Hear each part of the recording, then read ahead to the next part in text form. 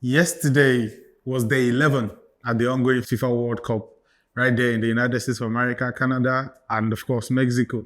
And what did we see yesterday? Well, we saw a lot of things go down on day 11, including a first ever World Cup victory for Africa's own Egypt. Yes, Egypt was quite a very curious case. Egypt have been at the World Cup. Their first World Cup attendance was in 1934.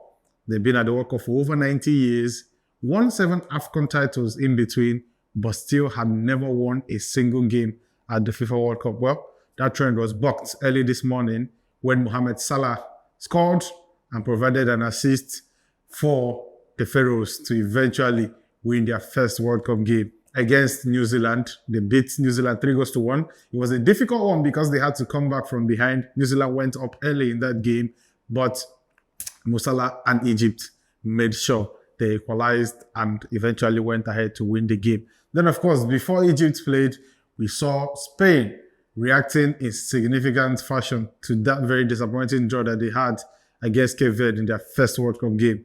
What did they do in response? They thumped Saudi Arabia by 4-0. Lamine Yamal starting his first World Cup game, scoring as early as he possibly could. And after 25 minutes, Spain were 3 goals up because Mikel Oyarzabal also scored a brace after Yamal had broken the deadlock. And eventually, the first goal came courtesy of an own goal by a Saudi Arabian player. Spain putting themselves where they belong and stamping their feet on that group, making sure that nobody is in any doubt as to what they bring to this World Cup. We also saw the likes of the result between Belgium and Iran. Belgium, quite disappointingly, played out a goalless draw against Belgium. This is back-to-back draws at the World Cup for Belgium, who, like I said, have been very underwhelming so far, but still, somehow, they still stand a good chance of qualifying to the next round. And then, of course, Cape Verde continued their very, very feel-good story at the ongoing FIFA World Cup. First ever World Cup appearance, drew their first game significantly against Spain. And yesterday against Uruguay, they also held their own to equalize and draw 2 goals apiece. And that means going into the final game against Saudi Arabia, Cape Verde could possibly win that game and qualify for the round of 32 in their first ever World Cup appearance. That is something to be very, very proud of for the Blue Sharks of Cape Verde.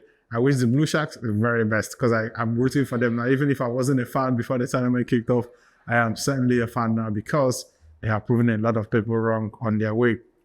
Later today, we will see games come up on day 12 at the ongoing FIFA World Cup. And first and foremost, we'll see Argentina take on Austria. If Algeria made Argentina's job very easy for them in the first game, we'll see a bit of a more difficult test this time around for Lionel Scaloni and the defending champions because Austria are no pushovers. And then, of course, you said we have a game between France and Iraq. My guess is as good as yours for that game.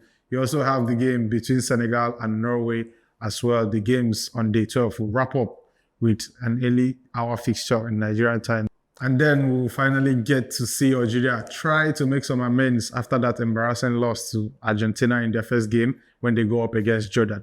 Jordan are no misfits, they are no pushovers, but I expect Algeria with the talent in that squad. And hopefully this time around, Vladimir Petkovic will learn his lessons and start the likes of Mahrez, the likes of Mohamed Amoura, amongst others, to go as they mean to start. Thank you very much for watching our review of day 11 and preview to day 12 of the ongoing FIFA World Cup right here on DOTT TV. I remain Anthony Uche, and I'll see you for the next one.